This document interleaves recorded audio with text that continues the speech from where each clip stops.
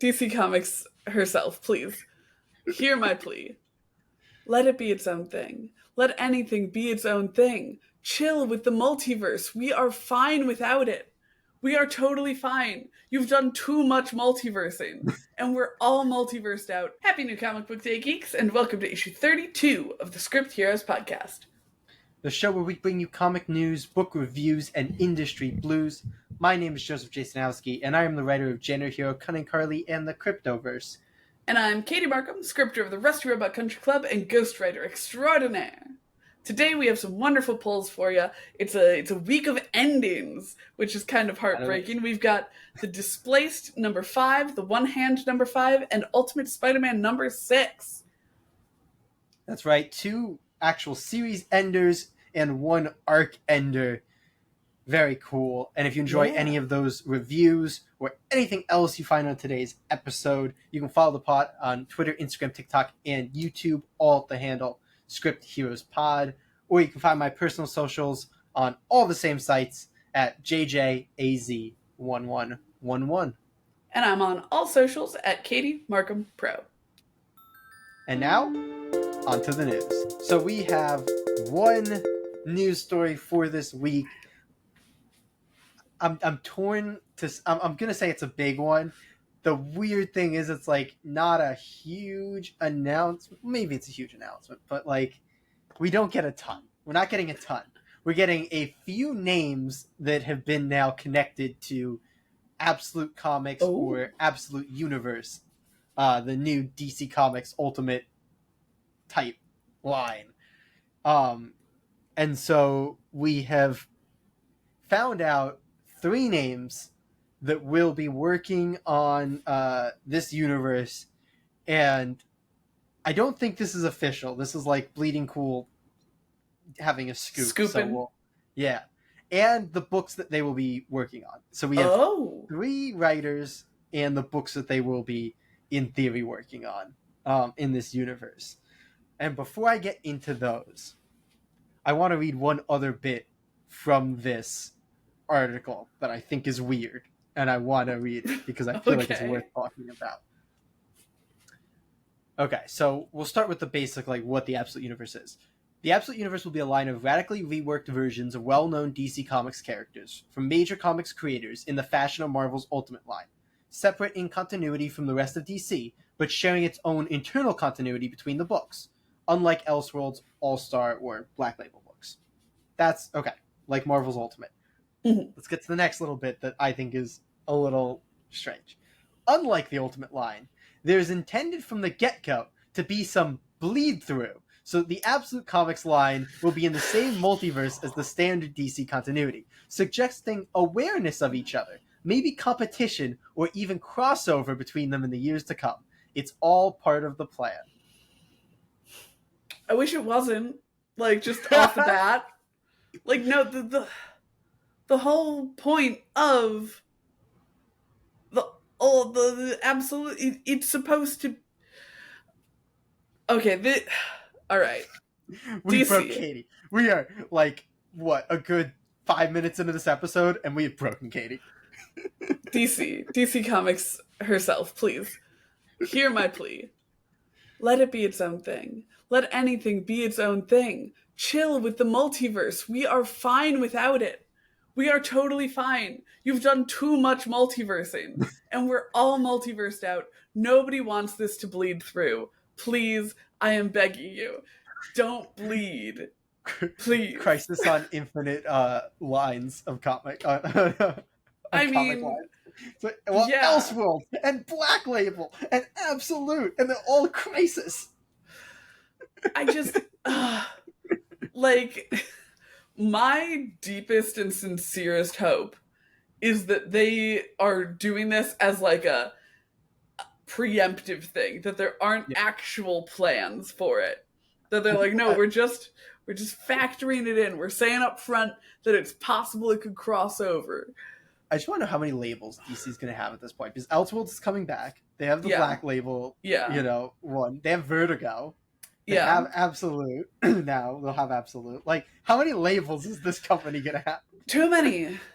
And like the thing is, I like labels when they like kind of do their own thing. Like I liked when there was the young animal label because it's like, oh Yeah. yeah, here's like our kind of teen Yeah. focused comics. Yeah. I liked having the Hill House comics where it's like, yes, these are horror comics. And Yeah. it's like it makes sense when they have their own identities and when they stick around. Like Yeah. Black Label was supposed to be edgy, but then it just became like alternate universe. And it's Yeah. like, why? And like weird format and stuff. Yeah. In any case, do you want to get to the main part of this? I don't know if I do, man. I'm going to do this in a fun way, but I'm going to ask you which fun way you want to do this in. Do you want... I'm going to give you a couple options here. Either we're going to start from scratch and you're going to try to guess the titles and the creators. Or I can give you the titles and creators and you're going to try to pair them up. I think you should give me... Or I can just give you the titles and you can try to... You should give me the creators. I feel like that's much harder. Ooh. Really? I think the titles are pretty damn easy to get. No, I mean, I was saying it would be much harder for me to figure out just who from DC they'd be. Yeah, that's what I'm gonna do. I'm gonna give you actually, we're just gonna do all of it. We have time, and who cares if it goes long. Firstly, what do you think the 3 books that they will start the Absolute Universe with are? I mean, I feel like the safe bet, and I'm not locking this in. I take my games very seriously. I feel like the safe bet is Batman, Superman, Wonder Woman. Like, you're doing this new universe. The Trinity tracks, especially because Absolute Crisis. Are they calling it Absolute Crisis? Absolute Power. Absolute Power. Yeah. Which Absolute Power. Week. It sure does. Is having to do with the 3 of them. So like it would make sense for it to be that. So that's what I think it should be, and because I think it'd be good to have their pillars set up and they can branch out from there. What I think it actually is going to be is Batman, because of course it's going to be Batman. Is that an official guess? Well, I'll get all 3 and then I'll lock. You're gonna go all 3. You don't want you don't want the ding or anti-ding, gind. Did you just try to pronounce ding backwards? I did. Good work. I think it's going to be Batman. I think it's going to be... You know, they've put out some Green Lantern books. Like, they've got a few Green Lantern books going. I'm going to say Batman, Green Lantern, and The Flash. Interesting. You should have went with what you wanted it to be, because it is the Trinity. Yeah, that makes sense. It just felt like a lame guess. Do you want to guess creators? Oh, God. I mean, They're who's all even right. working it's the anymore? Writers that are putting it out. Well, I don't think Scott Snyder would jump onto Batman. I think that he has kind of done his Batman thing. Is it a spoiler to say if Scott Snyder is one of them? Does he count? He is one of them. I feel like that was assumed because it's like his I thought so too, but I realized that I didn't know if he was like okay. Yes, and he did Superman Unchained, so I feel like he told the Superman story that he wanted to tell. I think he's going to do Wonder Woman. I think they're going to bring in... Jeez. I was leaning Chip Zdarsky, but he's currently working on Batman. What? I was going to say, I don't think either one of these is impossible to get. I think there's a chance to get both of these. Okay, I think Tom Taylor is going to do Superman because of his John Kent series. They're like, you've done it, and he's leaving Nightwing. I like it. And like we were tossing around the idea that Mark Waid would be jumping onto something in this universe, I think. But I'm hoping he's just going to stick to his World's Finest, and that's going to be an unofficial label for him. So he's not going to be on Batman. Who would they pick to be their new definitive Batman lore creator? I think it's going to be... Why not? I think it's going to be Tony Daniel. I think Scott Snyder's playing the kind of Nepo card. He's written Batman before. I thought you were going to go onto a train that was going to take you to a creator who is one of the 3 but not on the Batman book. Oh, so I got none of these right? On that train of thought. You got none of these right. Yeah, that tracks. Okay. Which one does Scott Snyder? I'll give you the... Do you want me to give you the names and then you can try to put them on the Sure, right book? sure, why not? All right. So the one that I thought you were going to go down the train there of like, oh, who would they put on Batman? Jason Aaron is on one of the books. Oh, that's rad. And then the last one is Kelly Thompson. All right.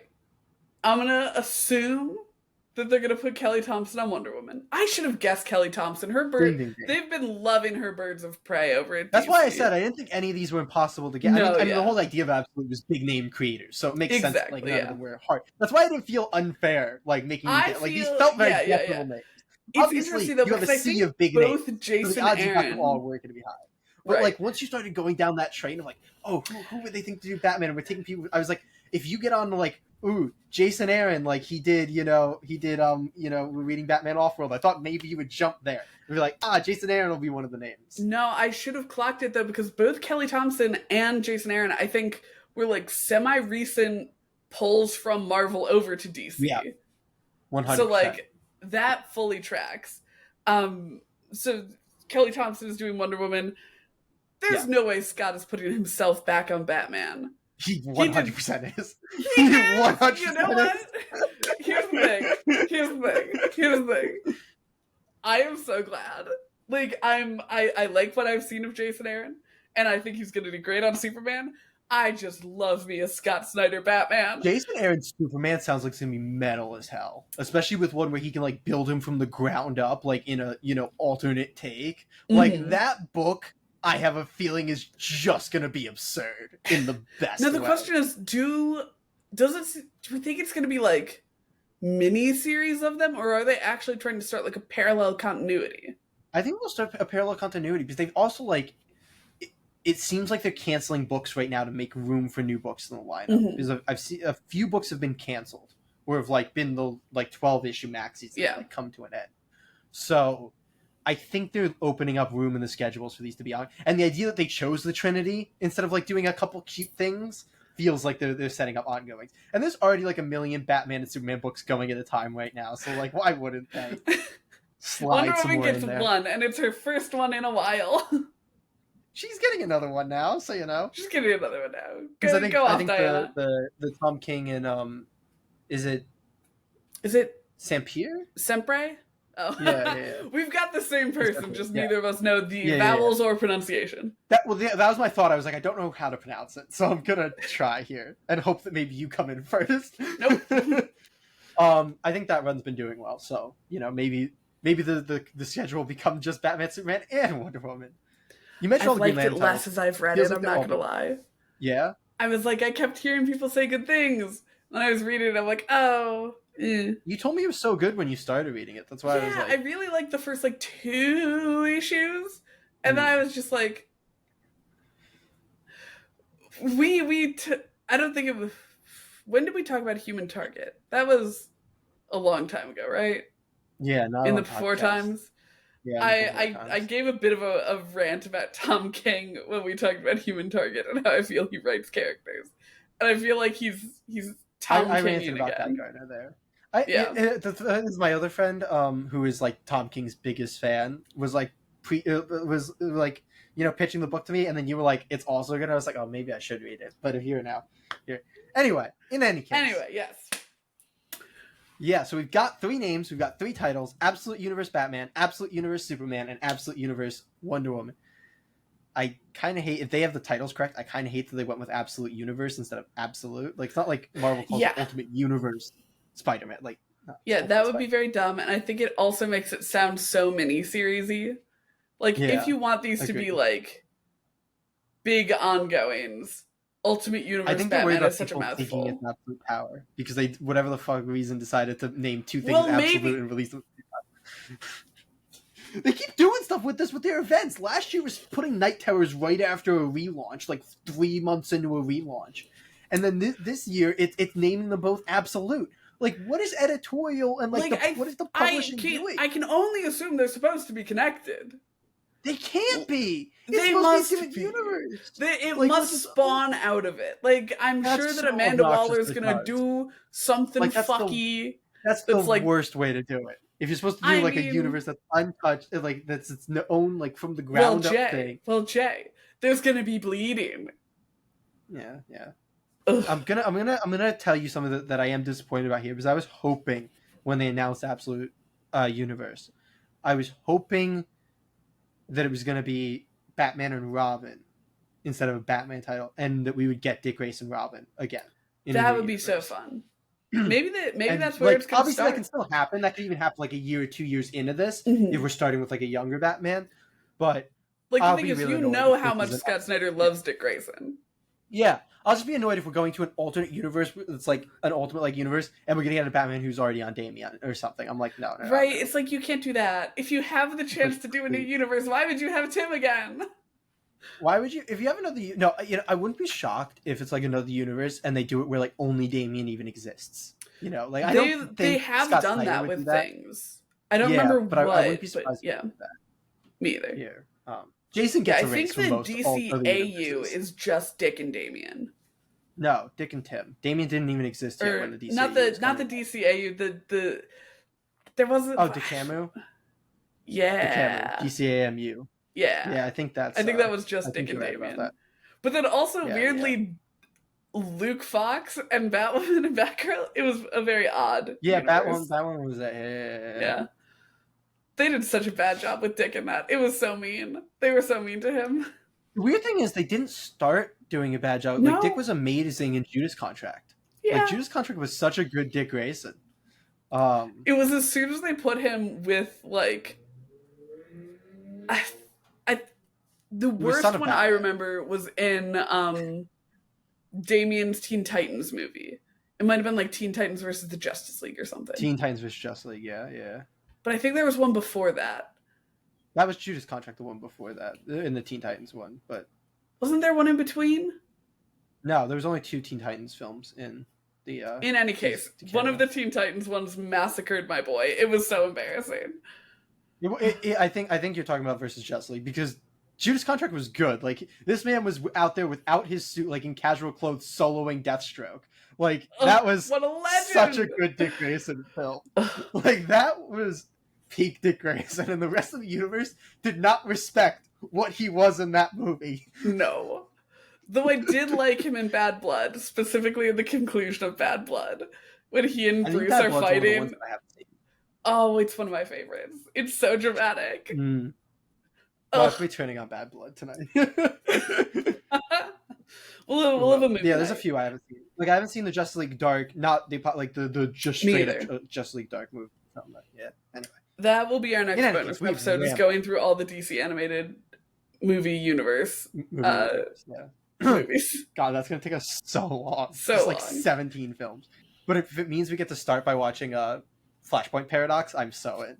Because that movie is fucking rad. Oof. We'll watch all 17 and then just do a tier list. It's like, all right, 17 movies we will watch, and then we will make a 30-minute video about it. If even one person comments on this video that they would watch live stream watch-alongs with us watching these, we will watch them on live stream. Yes, easy money. Any excuse to watch. All right, but that is old. That's not quite news. You definitely just ruined your own audio levels there. Yep. We've ran with this news segment for far too long. Let's go talk about our poll list. This week we have 3 polls for you all. We have the Displaced number 5, the end of the miniseries, very sadly coming to an end. We have Ultimate Spider-Man number 6, the end of the first arc of Ultimate Spider-Man, and the first arc that I think either me or Katie have ever read of a Spider-Man book as it has come out. And then we have the first of 2 finales to the one hand, 6 fingers intertwined craziness that this series is. I'm going to ask you for an order, but I assume we're talking about this last. I would think so. I'd like to start with Spider-Man. I agree. Hell yeah. But of course, that's not all we picked up this week. Jaybird, what did you get? I got many things. I got Green Lantern War Journal number 10. Only a few issues of this left. before it sadly rides into the night. Wolverine Into Blood the Hunt. Emerald Knight. Oh! Boom! Wolverine Blood Hunt number 2. Did you get the red First band issue was version? very cool. What? Did you get the red band version? There's no red band for the tie-ins, only for the, Oh. the main ones. Yeah. Saucy. Very Oh, sad. right, it's his solo series that's gonna have a red band. Yeah. Oh, yeah. The solo series with Greg Capullo. Greg Capullo. Yeah. Teenage Mutant Ninja Turtles, Black, White, and Green, number 2. Secret History of the Foot Clan.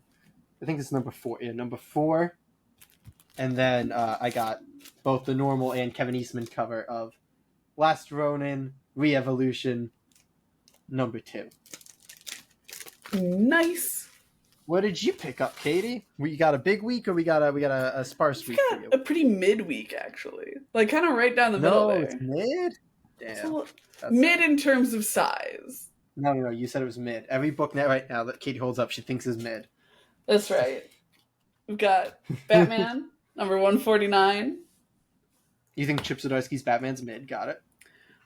I mean, there was that whole AI art thing in there, you know. Drags it down. Yeah. That did happen. That did happen. We've They just had a got... whole AI art cover thing. I don't know if you saw that.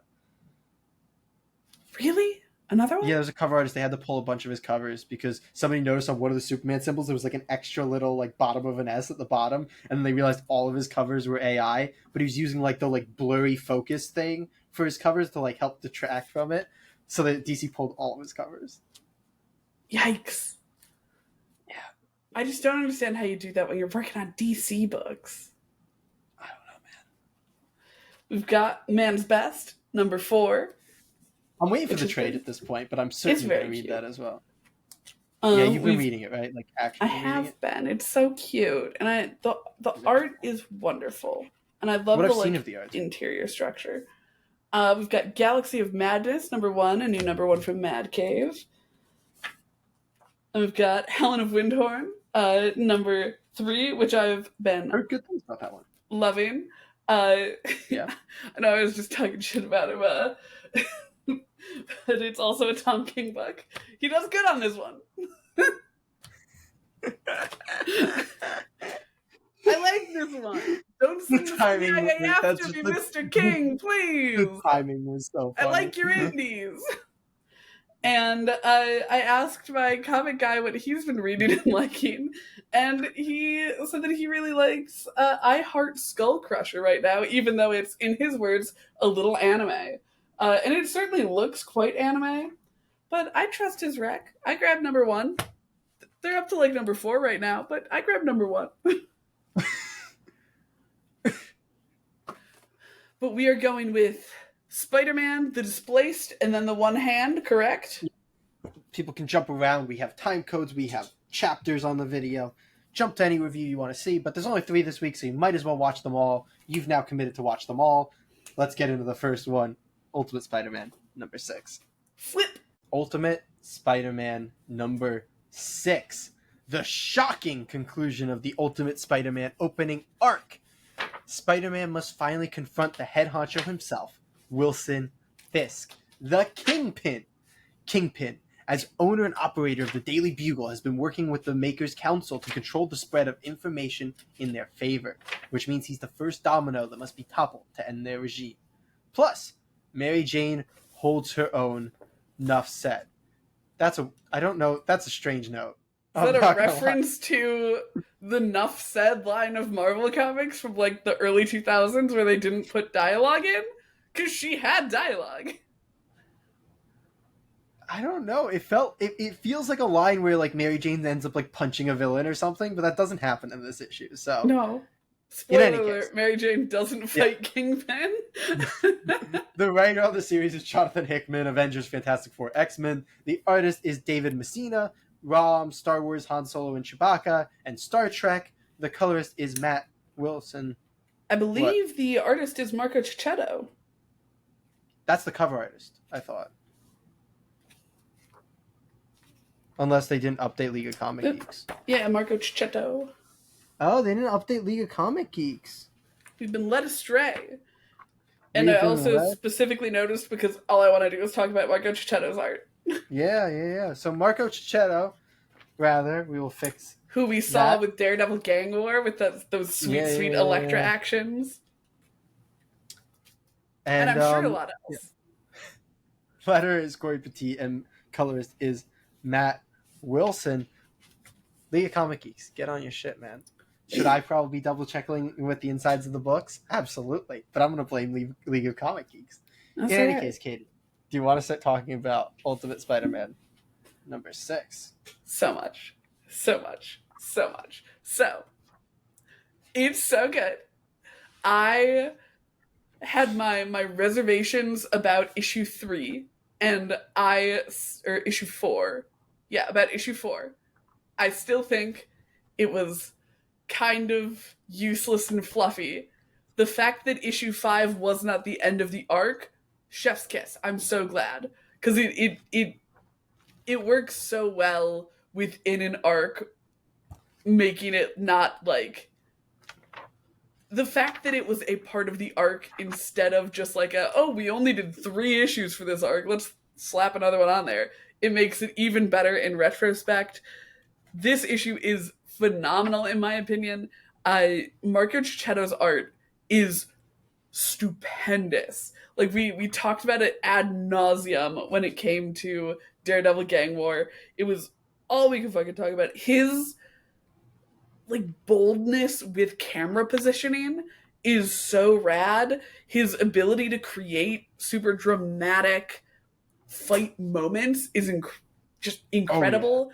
I think with a character like Kingpin, where you have this like kind of larger than life scale on him, it's a tall order to both make him look like just barely human enough to be like, okay, yes, he is a Yeah. man who is just living in New York, while also making him look massive and terrifying. And it does so it does such a service to Kingpin in this book. Every swing of that man's fists feels like it's gonna knock down a skyscraper.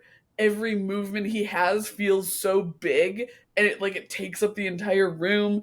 He feels like such an amazing threat.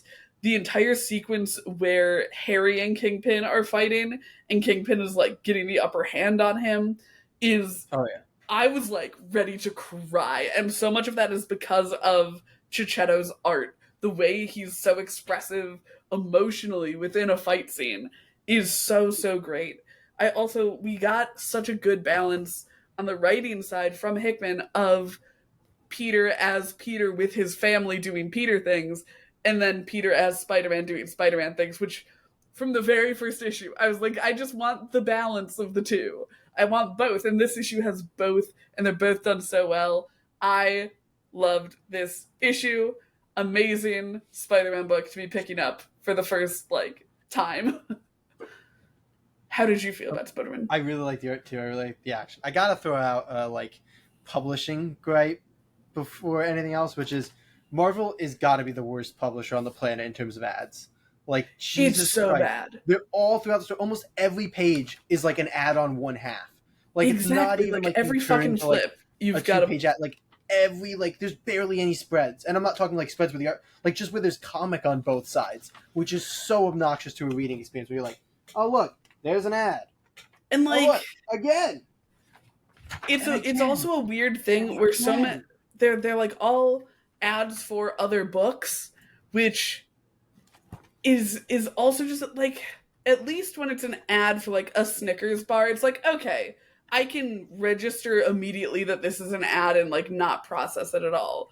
But it's Yeah, like it feels kind of like when you're driving on the highway and you become aware of the fact that billboards are there to take your attention, and it's like, yeah, hey, when I'm driving my car, maybe you shouldn't be putting things that are supposed to take my mind off of driving my car in my yeah, peripheral vision. It feels like the same thing here. It's like, I'm trying to read this beautiful book, yeah. and you need to stop with the advertisements, At please. least stick like go like add and put like 3 pages of that like where it's like okay, it'll start on the left side and then you get 2 pages of ads and then like that. So, but no, Yeah. it's just one thing of an ad like in the story, and then another one, and then another. Yeah. Or Awful. do something Hate like, I that. think it's Boom. Boom does like the last like 5 pages are just like Yeah. preview, or not Well, previews, but I like get the idea. covers Like I was gonna past. say at the back, but I think the idea is like some of them are like, well, people won't look at stuff at the back, so we have to have it in there. But at least then lump it a little bit, so it's not just like the one page every single like flip.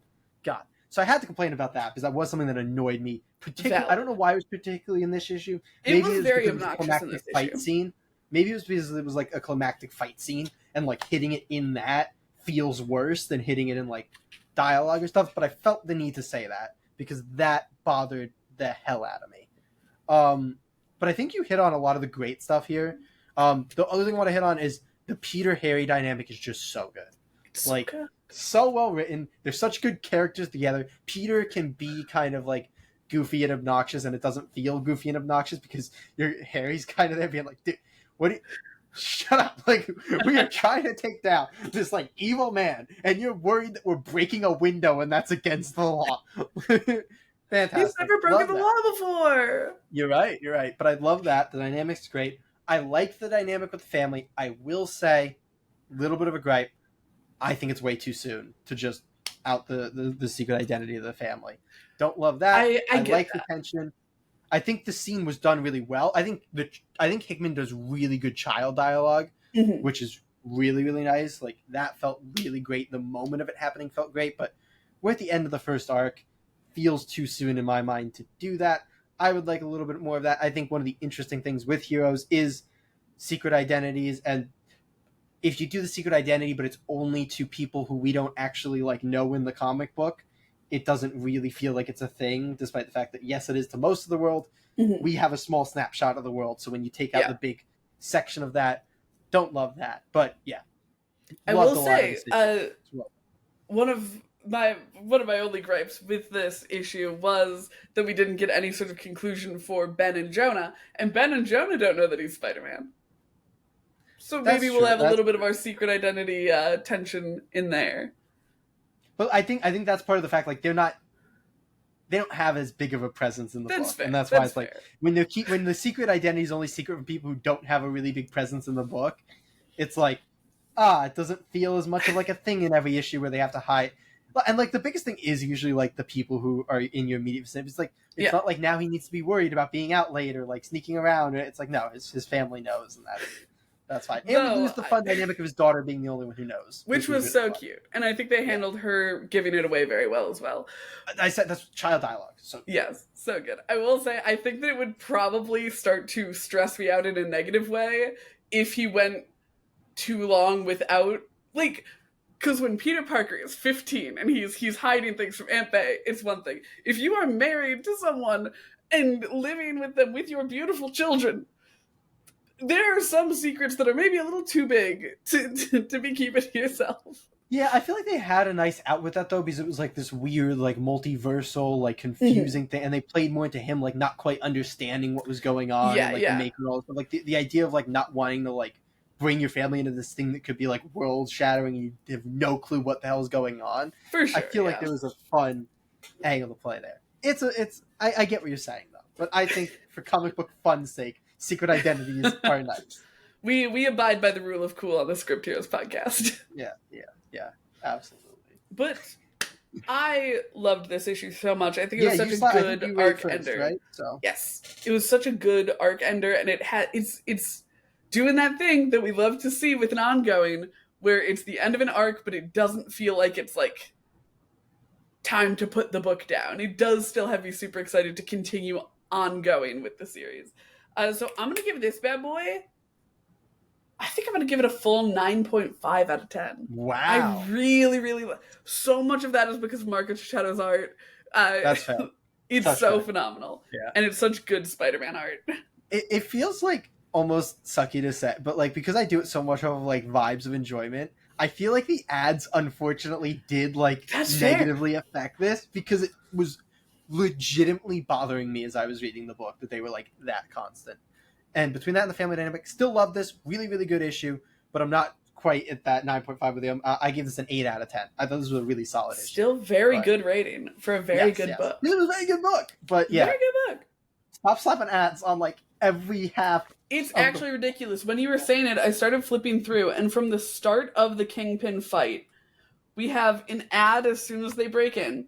We have some Yep, dialogue with Kingpin, the start of the fight, then an ad, then the fight yep. continues, then an ad, then the fight And it feels like the only reason there continues. wasn't an ad on this spread was because it literally was a 2-page spread, and then we go right Exactly. back to the And ad. then there's another ad right after.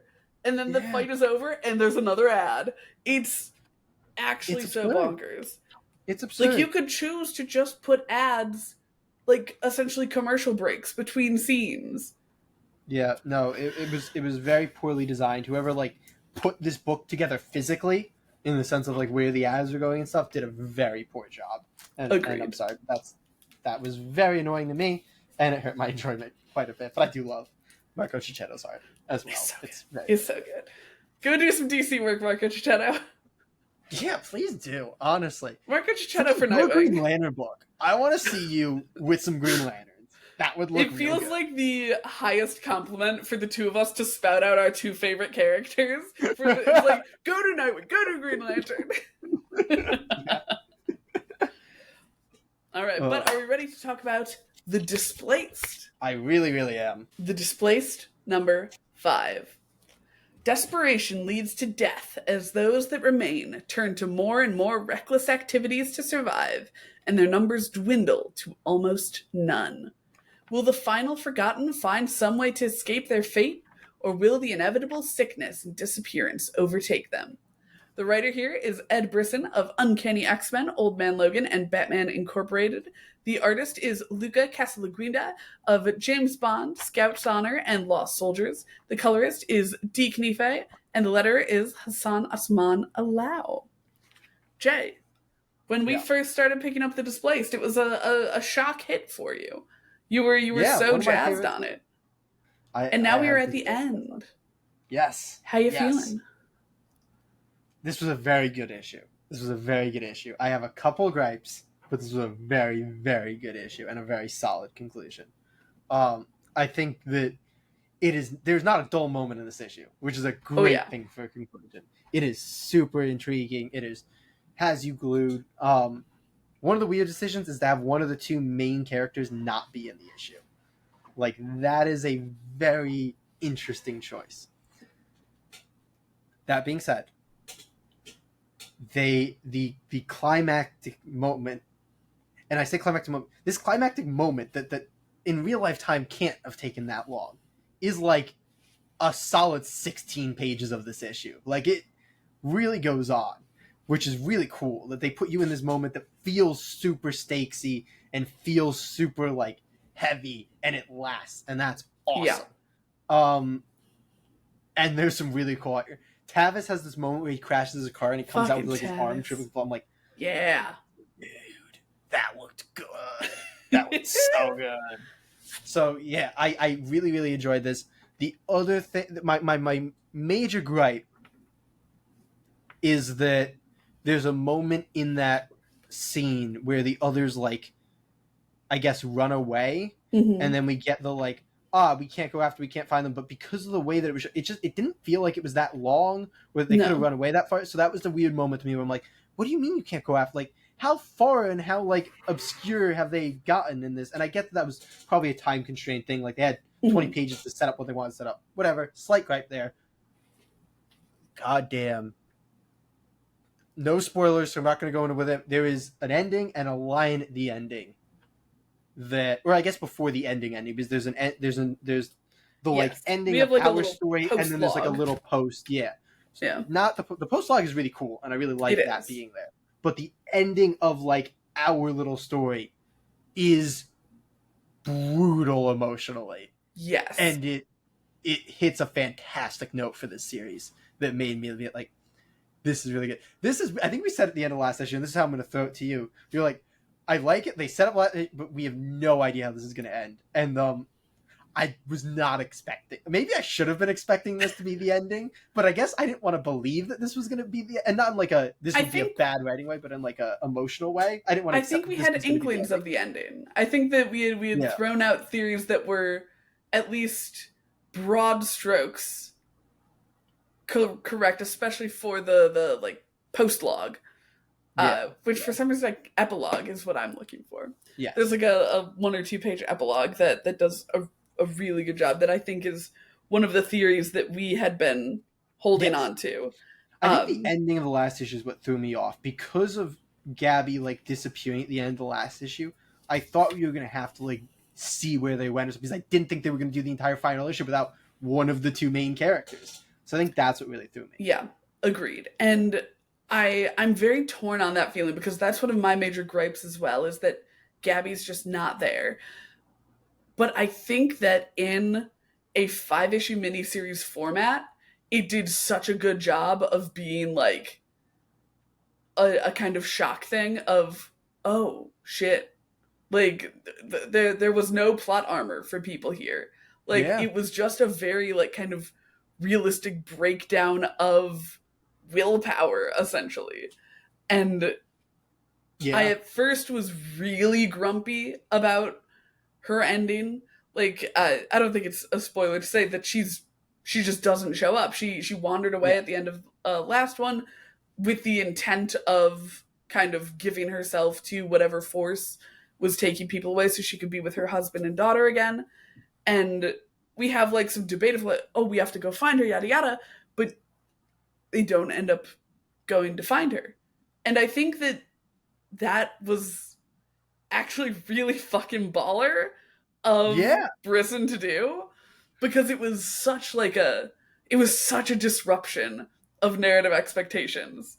Yeah. And I think that the way that things ended with Emmett, it made a lot of it was a very good ending for him, for her to have just walked away as well. Like I think that I if we got a different ending, I might have had a bigger problem with her specific ending. But because of what we did end up getting in terms of like the universe, I think that it fucking ruled, yeah. honestly. Like, And I think it does a lot to make this ending a little bit less expected. Like because of the way that that ended, I wasn't thinking that this was how the series was going to end. So it like they kind of like yanked me one way so that I wasn't expecting them to go the other way. So yes, really effective. really effective. The other gripe that I have is that I do wish that we had been given more of a focus on Tavis and I feel so bad I am forgetting her name. Page. Paige. Tavis and Paige. I know that we I, had jumped to them beforehand, but I think it always felt kind of like, oh, that's the other group. Not like this is one of our two groups, if that makes sense, because Emmett is so that's fair. I feel like clearly they our had a pretty main big book with the character. last issue. Or the last two. Whatever. Was last issue the one with the time jump? Yeah. I Yeah, think they had a pretty big focus last issue. agreed, but I think that in general, with how important Tavis and eventually Paige were to like the emotional ending of the book, I would have liked us to focus more on them because, like you said, the rest of the displaced, they just kind of scattered Yeah. during when A little Tavis bit of a threatens weird them. moment. Yeah, they just kind of run away, and we get no conclusion on them.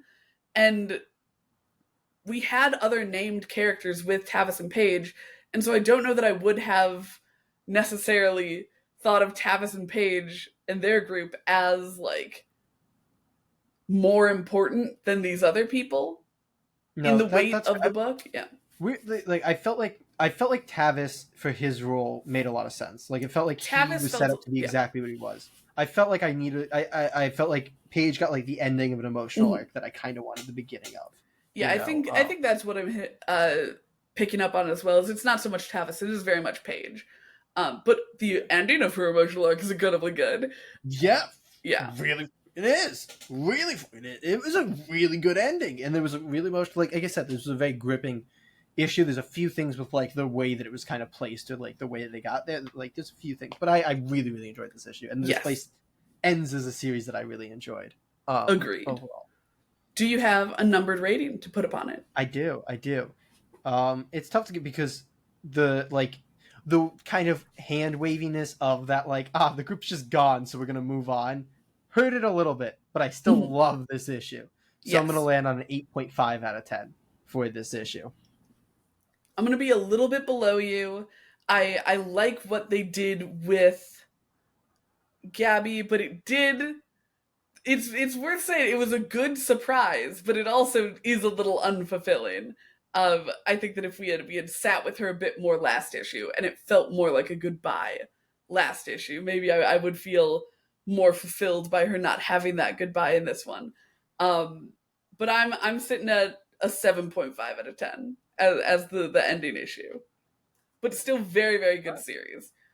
I'm excited to read it all the way through. I Yeah, think I me might too. give it like a sit down I did trade end up. I read. popped over to issue 4 a little bit as I started this one because I just wanted to look at like Page and Travis Tavis. there just to like yeah. Yeah, but Anyway, very good. Very we rad. got one more series to finish, and it is We sure do. One Hand. Let's do it. The One Hand number 5. Ari Nasser is on the cusp of catching the One Hand killer and getting the answers he has sought. But is Ari truly ready for the soul-crushing revelations about the murders, his world, and the darkness that lays beyond the truth? The gruesome crime drama comes to its mind-blowing conclusion, and I think they have every right to use that phrase. Um, Oh yeah. The writer is Ram V, Detective Comics, Swamp Thing, Justice League. The artist is Lawrence Campbell of the Hellboy universe, Punisher, and Deadpool Pulp. The colorist is Lou Ridge, and the letterer is Adita Bittaker. Katie, we've reached the end of one of our two pillars of the One Hand. I can scroll back and remember us talking about issue 1 and reaching that and being like, oh man, that was really good. And I saw a weird theory out there where somebody was talking about this, maybe being like this weird Matrix crazy thing. And, you know, nah. But as we went, things got weirder and weirder. We started loving this series more and more, along with the Six Fingers. We hit the conclusion. How do you feel about the first of the two conclusions? This shit goes so hard, man. Like This shit goes so hard. it's God, it's so fucking good. Like Yeah. I think because of that person's tweets, I don't remember if it was when we were talking about it or if it was just you and me talking off pod, but we were talking about like the kind of like what if this is what it is? Like what does Yeah. that look like? And I am so delighted because which show there? I'm flashing the end page. I'm not going to leave it up Yes. enough for people to Yeah. read it, but what a page layout. Right? It's can you describe it for us? Yeah, I saw this on Twitter, funnily enough, too. They had luckily bleeped all of the text, Yeah. and I didn't really look at it. I was like, that's a crazy page layout. It is 2-page spread. The entire left page is black. The right page is about half black, which just a little room and the two characters. No spoilers to the ending, so we're not going to give you fully what it is. And then it is just written like essentially a novel or like a piece of prose with a bunch of dialogue and a few lines of prose descriptions in there. And you get this long exchange. Such a cool thing to do. Just genuinely something that is really cool to do in the medium. It really, really is. But yeah, you go. You take it a little bit. I know we're gonna have the temptation to spoil here. Let's try to not completely spoil. But I shan't spoil anything. I think with a story like this, and we have lauded the One Hand for its like awareness of being a monthly book before. Yeah. I think they did a really, really just big brain play with sandwiching this conclusion in like this essentially interview that Ari is giving, Yeah. to someone. So we start off with Ari sitting at this desk talking to a mysterious other person, and we get Ari narrating through everything that he discovered. But because it's a fucking comic book, it's like this wonderful voiceover as we also see the action on the page and experience it as Ari experienced it. And it is so phenomenally done. The various bits of like imagery that they use, like the physical page of it does such a good job with things feeling the way they're supposed to feel, the kind of unsettling feeling they're supposed to get. And what I think is one of the biggest triumphs of this conclusion, and what I was very worried about going into it actually, was that the conclusion of this has made me no less excited for the conclusion of the Six Fingers. It's made me so intrigued for the conclusion of the Six Fingers, Exactly.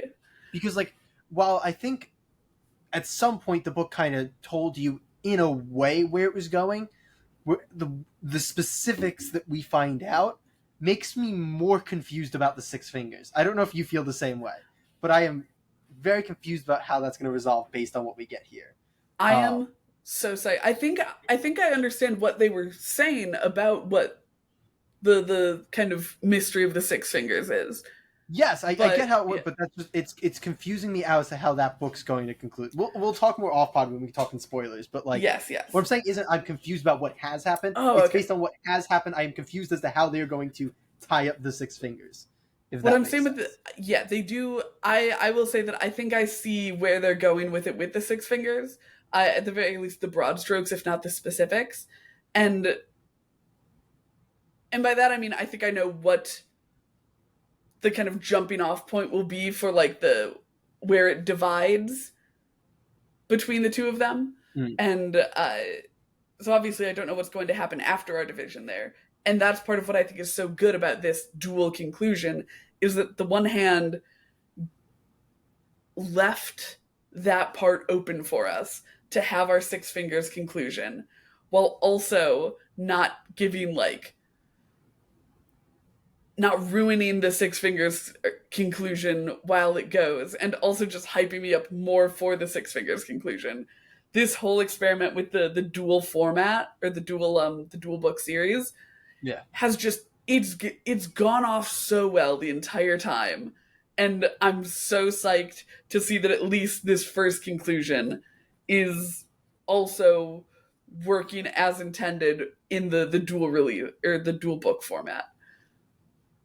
I think that they brought a lot of stuff from the this is a divided point from that in terms of like how to conclude a book. I think they brought a lot of great stuff from the start of the book back in.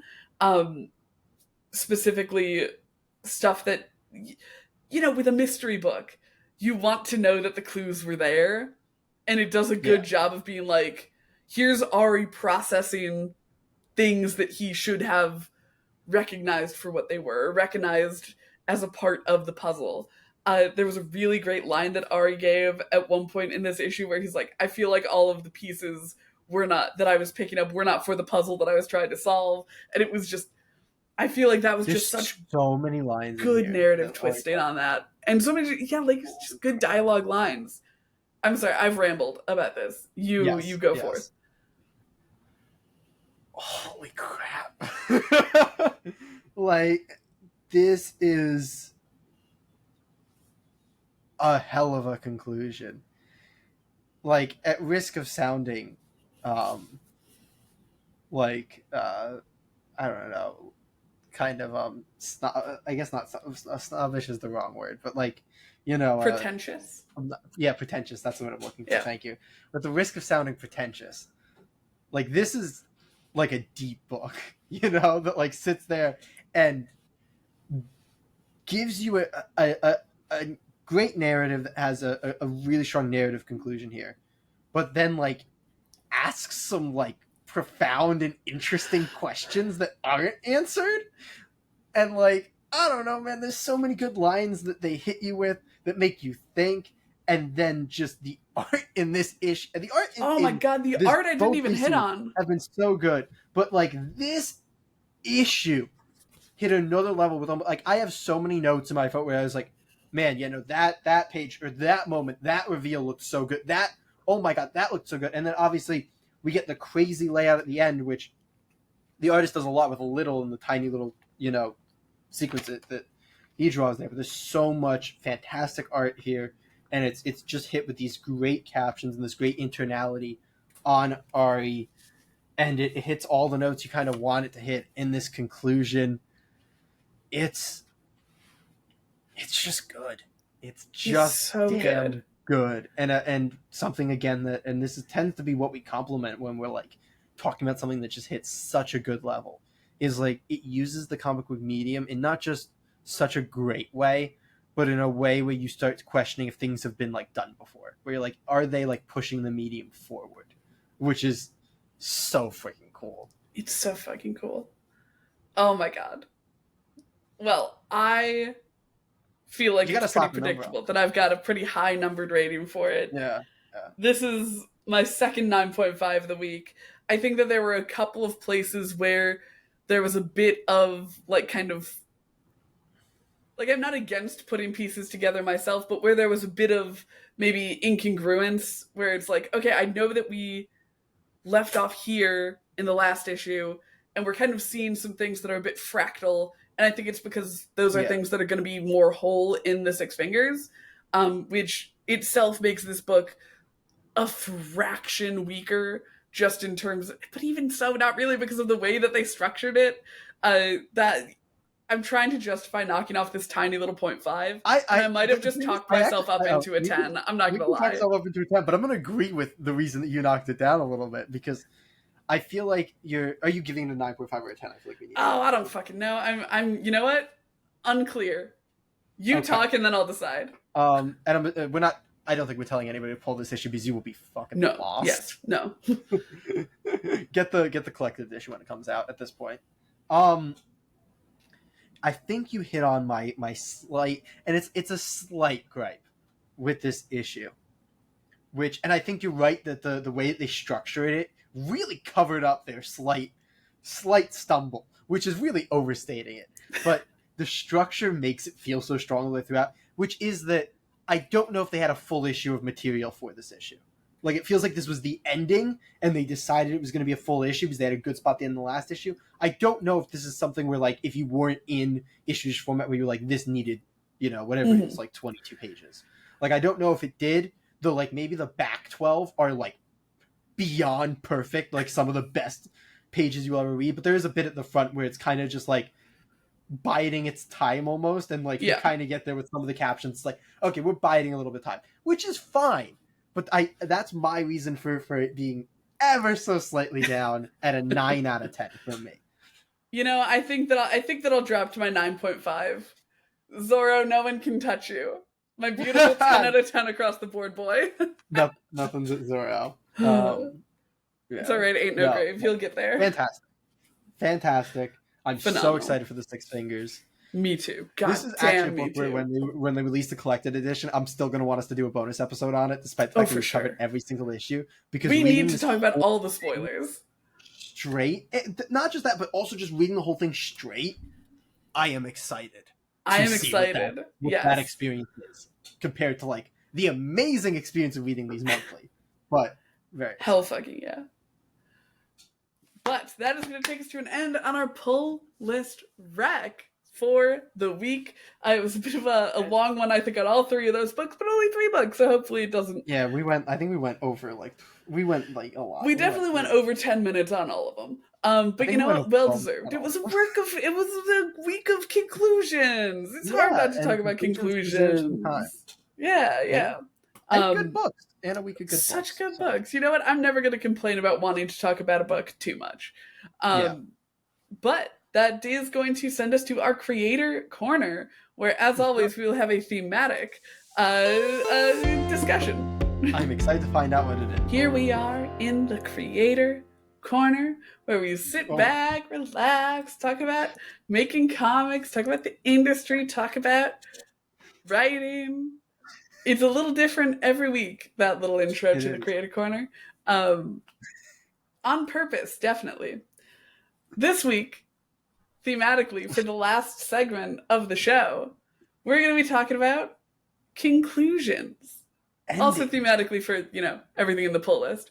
We're going to talk about endings. We're going to talk about how to write a good ending. We're going to talk about what makes a good ending. We're going to talk about tips and tricks for making your ending memorable. Because, spoiler, I think one of the most important things about an ending is that it should be memorable. Because it's the last thing they're going to remember. Not memorably bad, though. That's no. Not right. Though I would say better memorably bad than not memorable at all. Uh, I disagree. For an ending, if that's your series fair. as a whole is memorable and your ending's not memorable, people might still come away remembering the series is like good. If you have a That's good series valid. with a really, really bad ending, people might walk away just thinking it's a bad The series. Game of Thrones effect. I don't know anybody in Yeah, my the Game life of who has Thrones effect. rewatched Game of Thrones since that last season, Yeah, because it just ruined the entire thing. But yeah. Jay, You see a real bad ending, not a great thing to you happen. are a writer. You've I written am. a number of things that all have I endings, have. I would presume. A lot of things get canceled. You know, that's fair. Many of these things have endings. uh, I would like to know, as sort of yeah. a starting point, Mhm. last week when we were talking with Reed, he and I bonded over our obsessive outlining. So Yeah. obviously, when I'm writing something, I know how I want it to end. Yeah. When do you write your ending? It depends what you mean by write it. You need to know what it is. Like Mhm. in a broad strokes. You need to know what it is when you are like writing the book. Unless you're doing like an ongoing, and then obviously you'll probably decide on it a little bit later down the line.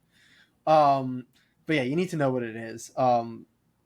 I know there's writers out there that don't outline at all. I outline a little bit, and I tend to like to know what's going to happen in each issue, at least in a Mhm. broad strokes appeal. That's the other thing, though. Like your one shot's still going to have an ending. You know, it's Yeah. going to be a little bit different, but yeah, you need to know what your ending is very early on, because there's books out there, maybe they're not always correct, but a lot of times when you come away with an ending that doesn't quite land, it feels like you're like, maybe they didn't have an ending in mind when they came up with this idea. Hmm. Because I think it's, especially in modern comic, and like this is not a modern comics a bad thing, this is a modern comics have a lot of miniseries thing. In modern comics that are like populated with miniseries, I feel like I've read a lot of books where the ending was, even when it's decent, it just wasn't like a nice, it didn't feel how you wanted the ending of the series to feel. It's like, we finally got there, we're here, and finally the miniseries. But like, you get there and you want it to, like, you want the ending to make the book better. You don't want the Yes. ending to make the book stay the same, and you really don't want to make. We talked about just a second ago why you don't want the ending to be worse. But yeah, you need to have that ending, I think, in mind very early on. And you need to make sure that your idea like works with an ending in the format that you're going to be in. So if you're in a Hmm. one shot, you need to have a good ending for your one shot. A one shot isn't something that's a first issue of something else. If it's a one shot, it needs to be something that can have an ending in one issue that is satisfying. If it's a miniseries, it can't be something that doesn't really have a satisfying ending in a miniseries. We've read, I think, off pod some series and some stuff where we've been like, And on pod, we that talked was, about it with Chicken yeah, Devils and with yeah. Monsters Are My Business. Chicken Devil was one Or where I not don't think it was Monsters Are My as Business, My bad, Date with but Monsters. yeah, but Chicken Devil is I think a good example of a problem, but it's not the worst For example sure, of yeah. that problem. So I think the biggest problem is books that end up kind of trying to set up or lead into the next thing. And stuff like Chicken Devil is like, it makes it feel a little bit worse, but it doesn't like ruin it. There were books out there that ruin their ending by Hmm. trying to set up the next book or the next chapter, and you just, when it doesn't come, when you don't get it, or even if it does come and you're just not somebody who's going to read it right away or in any given fashion, or if it's going to take years to come, like a lot of miniseries do, it leaves a reader with a sour taste in their mouth sometimes Yeah. when like they feel like the entire series ended up feeling like the first issue for something else, and it's like, I just feel like I got like an ad or a piece of a puzzle that isn't going to be finished for a long time. So So, what do my, you my, think my, my are roundabout point the. is early on come up with the idea, make sure you have an idea for an ending, and make sure that the ending is tailored to the, I guess not medium, but like the release structure of comics that you are Mhm. tuning yourself to. And ongoings break all the rules. So if you have an Of course, if you yeah. somehow have an ongoing in this comic book market, firstly, how can reach out via DM and explain to me how you pulled that off, and you can break all the rules. Now, what do you think is the difference between an ending that feels like it's setting something up and an ending that doesn't? Because with good There are endings, you can really, really have good endings and room. still set things up. Oh, But for yeah, yeah, sure. yeah. But you can have endings that are kind of open to go Yeah. on without feeling like they're setting up the next arc. What do you think are like Yeah. the kind of things on the page that make an ending feel like an ending? So I think one of the main things is don't introduce something new, like something brand new that feels important. Like that's the big like you can have it open ended or have something not fully resolved, like have them be a bit like somebody smaller when we know from like the context of the rest of the series that there's a bigger boss, but don't like have Mhm. them defeat the villain and then have the big reveal be, oh my god, they just defeat this villain, and they open up the scroll and it's like, he got instructions from a greater villain, and then flash to the greater villain as your ending page, and it's like, if they had maybe found out earlier on in like the second to last issue that there's a greater villain, and then it's all about timing. If Yeah. you introduce something brand new right at the end, it feels like you're just setting up for something new. It If you feels like plant the sequel seeds bait. for something new, but then you leave your ending open ended to hit that, and you still give the conclusion. So that's the other thing. You need to conclude your thing. You Yeah. need to make sure there is a conclusion, and there are open ended conclusions, but it needs to be a conclusion for your book in I the think a context really of good it. example of what you're saying there is in Hell We Fight. We Yeah, have the very concrete in that arc problem of Satomi? Was that her name? It's been a yeah, yeah. thousand years since we read it. I And think by you're that I right. mean like That three sounds months. yeah, We have the threat of her dad that is yeah. present in there. And we resolve the plot of that first arc knowing that there are much vaster problems in hell for them to go Yeah, up they didn't against. even like fully defeat him. They just figure out a way to essentially survive and like allow Yes, themselves yeah. to go. But I think that's, as you said, that's the perfect thing of like the extra ideas and the bigger threats were introduced earlier on. It wasn't like Mhm. we were all of a sudden at the end. And like there's some post stuff in there that like hints at future things and stuff, but they did a good job of giving you ending. The seeds were planted earlier and not right at the end, and then we get a little bit of extra Yeah. material. And there's that's I think you're right. I think that's a fantastic example. But yeah, so it's not that you can't set things up. You need to make sure that you're not doing it at the sacrifice of your conclusion, I guess is the way to put it. Um, Yeah, do I you have think any you thoughts? want to feel like you have. So what? I was just gonna essentially throw the question back at you. Like, how do you feel about like what is the number one goal, or like the main things that you have to accomplish in a conclusion for it to be successful? I think something that endings that I always have to like remember to consciously put in is that the ending of your book is not like, yeah, I mean it can be obviously, but it's not the sword going through the bad guy's heart. Like you want to have, whether it's a happy or sad or ambivalent or whatever resolution, you want to have that little bit of resolution after. And I think that's what helps something really feel like an ending. We saw with Green Arrow last month that you can go way too I far was going to talk with about the that lens, resolution. because the other thing, the funny thing is, the one we have a book where we disagree with the topics. I think we disagree is plot holes. I thought plot holes Mhm. dragged on way too long with the post. Like I thought that took up too much space. You quite liked it. I did. Um, But I'm also a but sucker like for like yeah, just but like people that's the enjoying each interesting other. question. Like, where do you actually put your conclusion? Because I've seen books that put it at the very, very, very end. Books that my liking is like you put it and then you have a few pages or maybe Mhm. 5 pages or whatever of the aftermath. And then I've seen books that wrap it up in the first half of the first issue of the Green last Arrow. issue, and they have an entire half issue and plot holes, and then have And an entire half issue of you know the post and like mhm. the this is what the world is now, and here's where the characters are now, and all of that. So it's definitely an interesting question of, I guess, I think it also matters what type of book you're telling, and what, For like, I sure, think yeah. something more slice of life can get away with a lot more back end, like, this is kind of what people have been waiting for. So if you give them more of like the, you finally have your couple together, or whatever the hell it is, like that, format, not format, genre matters, I think, in Mhm. that regard. But I think it's also worth noting that a lot of like to kind of take slice of life, because I don't read a lot of slice of life comics, but like with rom-coms, a lot of times it ends with them, kissing. And that kind of is like that's your big sword through the heart moment, and then you have a little bit Yeah, of like, oh, and now they're making breakfast together and doing a dance to the song that was their song before they were a couple. And you have that nice little yeah, feeling of what's next. Because you've been holding your breath this whole time as you build up to your big climactic moment, and then you want your readers to be able to like let that breath out. You want to have that room to kind of fully agree. enjoy the story, enjoy the good that has happened, or the or be horrified by the bad that has happened. Yeah. Uh, and Though I it's will really say, important to have that little bit at the end, and I think that's what makes it feel like the end of your arc instead of the end of your issue.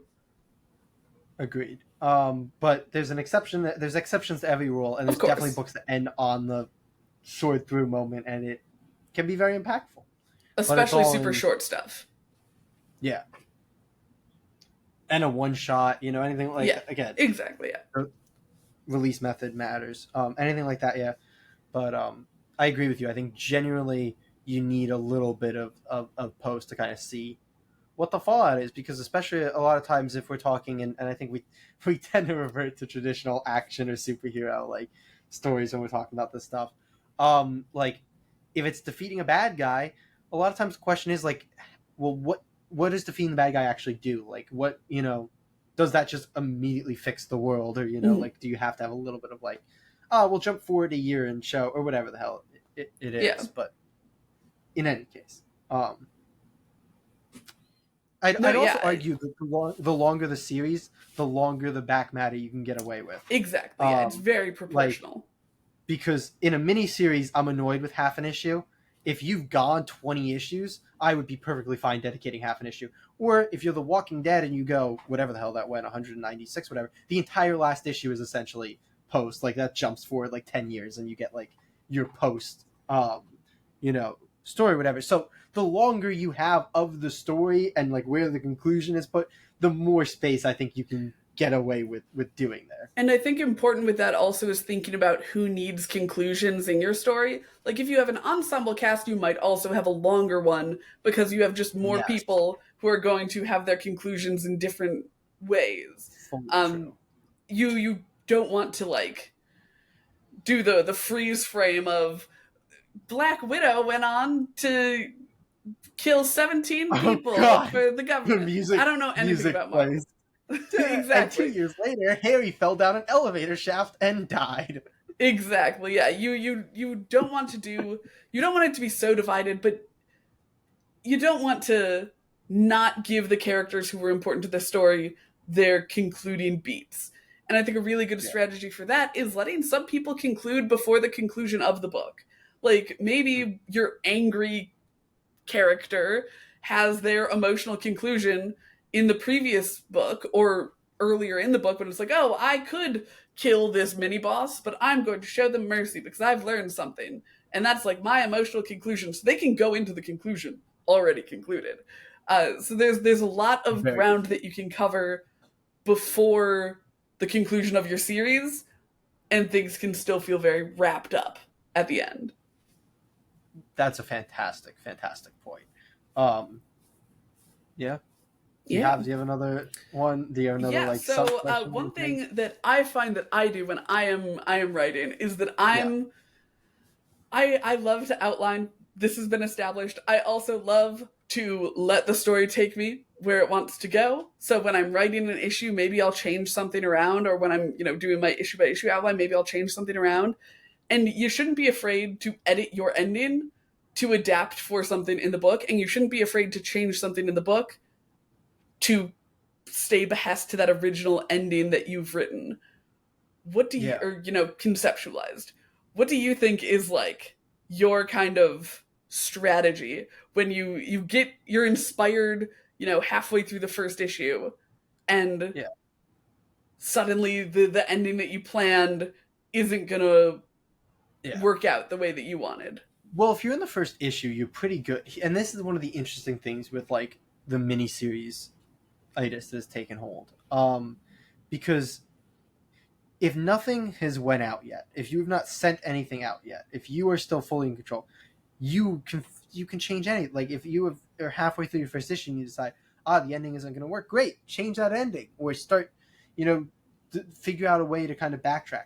Where it kind of becomes complicated is like if you are with a publisher or whatever. And again, with miniseries, isn't going to be as big of a thing because you'll probably have written the entire miniseries before you have a publisher or anything like that at this point, which Yeah. is great because that means you can be in issue 3 and decide that, oh wait, this is really cool, but it'd be cool if I hinted at it earlier. Great, ding, hint at it earlier. Go back and fix issue 1 or whatever. And this But is I think it if kind of you relatable publishing. Maybe you're doing a web comic and you've already put out yes 30 out of 120 yes, chapters. and that's where it's really interesting because this was I when I was writing Janitor here years ago, like this was something that was happening. I was writing chapters as chapters were out, and that changes things. And you sit there and you're like, man, would have been nice if I hinted at this thing, or would have been nice if this thing was earlier. So at that point, you need to be beholden to like, okay. And I'm also somebody who hates retconning. And I mean, like, if you're in the indies, you probably not gone long enough where you can justifiably retcon. Like you have to have years of material before you can justifiably make any sort of major retcon. But the point is that anything out, you're beholden to. That has happened. So allow that to have happened. But where you're going can change. Where you're moving to can change. You can start planting seeds now for something in the future, or you can if you decide, man, I really need this type of a kit, you can pull them in, even if they weren't there earlier. Especially if it's something more long term. Like, yeah, if you're writing a miniseries and you're 3 issues deep somehow and you haven't written the 4th issue or whatever, don't know how you got in that. But like situation. you said, with miniseries, you're generally going to have it. Yeah, that's what I'm saying. Like, if you're doing a web comic or something, and you were there, like, you can go like, okay, yeah, it's chapter 12. Still, you can pull a character in that you need to like get to your ending. You can, add a location or I don't know, some sort of threat or whatever. You can add things in. Don't be afraid in something longer term like that to pull in something that hasn't been hinted at or hasn't been fully foreshadowed. But definitely keep in mind where you are and what the arc is of that and what's logical.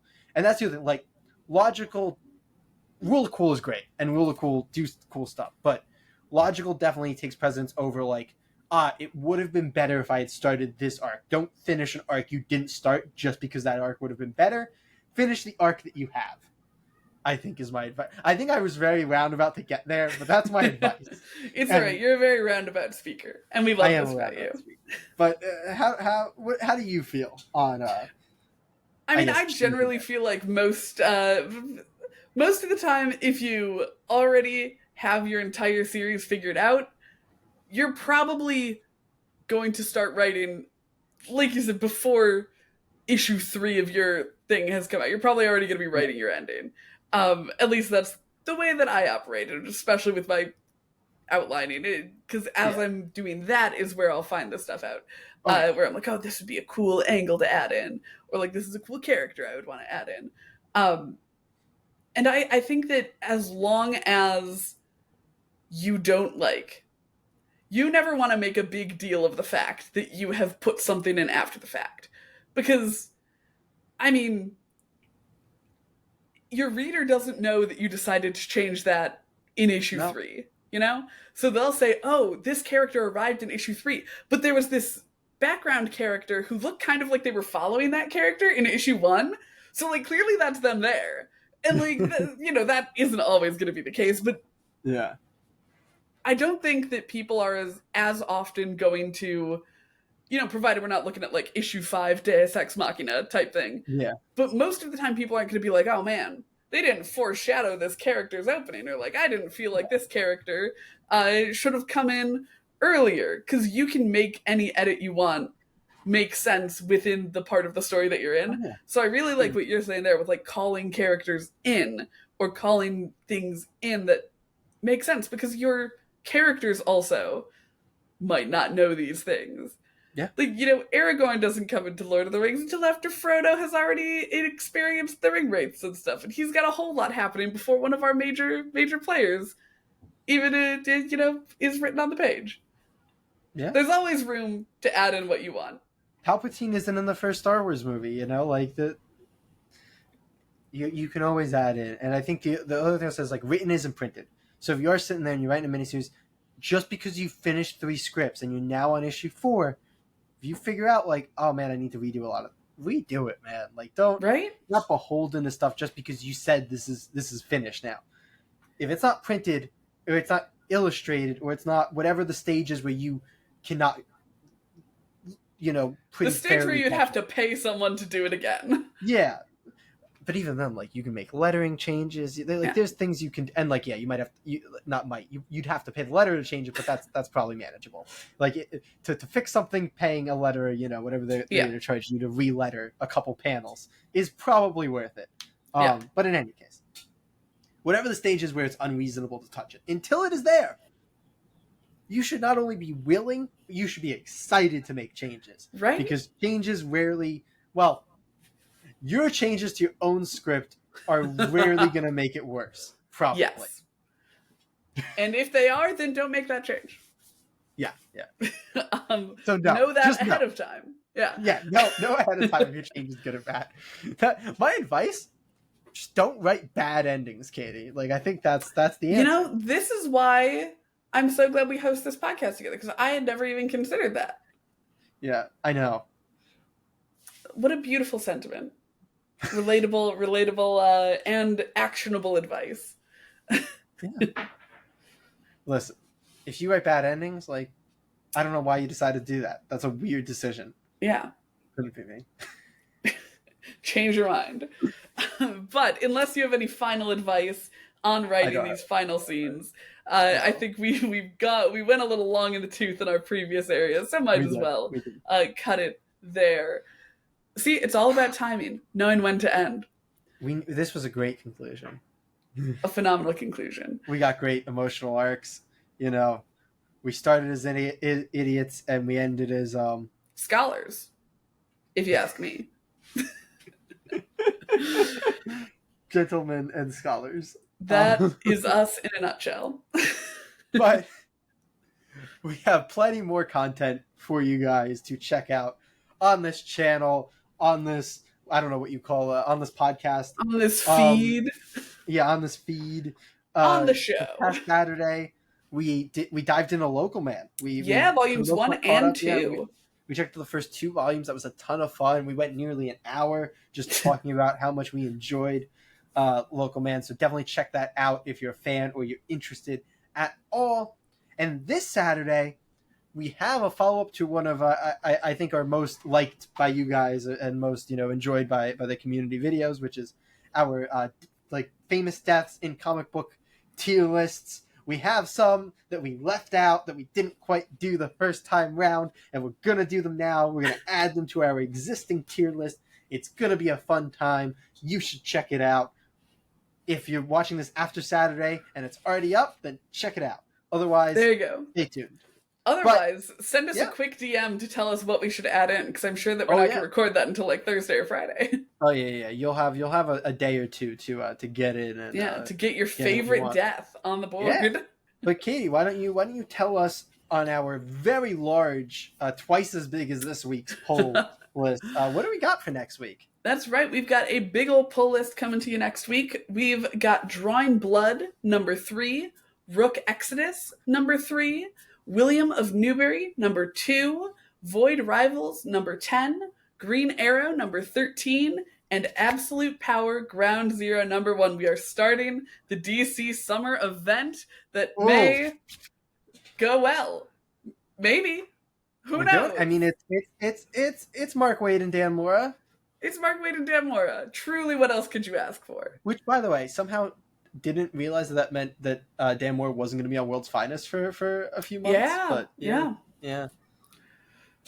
Sorry, World's Finest fans. Sad.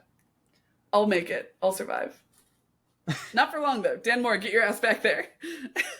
Go back. Do it right now. Right now. All right. Before Jay experiences another character arc all throughout the outro of this episode, we have another episode coming up next Wednesday, as always. So hopefully, we'll see you next week. Comic Geeks.